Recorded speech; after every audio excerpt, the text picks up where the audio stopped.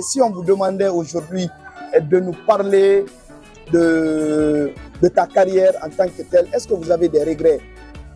Je dirais, dans ma carrière, je n'ai pas de regrets. Mais vous savez, c'était comme ça. Hein. La vie, c'est comme ça. Il y a le haut, il y a le bas. Et j'ai pu gérer ma carrière comme je pouvais. Et je n'ai pas de regrets. Personnellement, c'est de rater la Coupe du Monde 2002. Et Zagoli, aujourd'hui, parlez-nous de votre enfance avec les jeunes foyers à Kola, précisément dans la cité. Tu peux nous parler de certains de tes amis? Je vais commencer d'abord par, il y avait un truc à la cité fonctionnaire là-bas, le CID. Il y avait un truc qui avait organisé comme un club, comme des amis, les Français. Et j'ai joué avec ceux-là et je ne vais jamais les oublier. Et surtout, je ne vais jamais oublier mon ami Mida qui était tout le temps avec moi.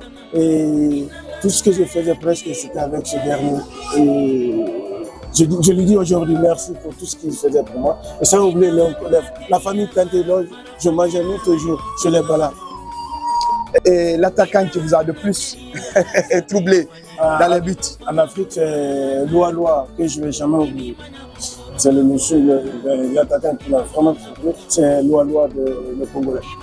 La force de Zagoli dans les buts? C'est le mental, c'est le mental. Vous savez, le football, il y a le haut, il y a le bas. Et si tu arrives à les moments difficiles, si tu arrives à gérer les moments difficiles, mais c'est fait. Si tu es fort mentalement, tu peux jouer n'importe où. Et vous, bon nombre disent que oui, mais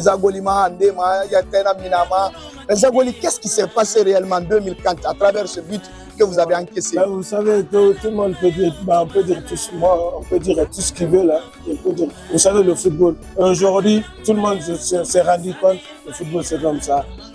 Personne n'est parfait dans la vie, tout le monde fait des erreurs. Le but de contre le Mali, je ne l'ai pas fait par exprès, ça a été contré, ça a changé de trajectoire et puis c'est parti. C'est comme ça. Quand on demande Zagoli de nous parler de son joueur de référence, il y a toutes ces personnes comme gardien de but, c'est fait de l'aide.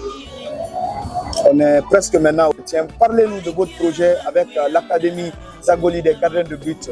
Quel est l'objectif recherché? L'objectif recherché pour moi, c'est de trouver des gardiens postés dans la tête déjà en Guinée. Et surtout moi, tout ce que j'ai fait pour ces gamins-là, la première des choses que j'ai donné la priorité, c'est les études.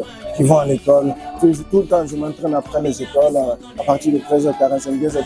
Dès après la prière, on s'entraîne. Parce qu'ils viennent de l'école, ils quittent presque à 13h. Et tout le monde vient. Je donne la priorité pour les études. Parce que là, ça nous manque, ça nous manque. Même moi qui vous parle, j'ai raté plein de choses, mais je ne veux pas qu'eux, ils ratent ça à propos des études.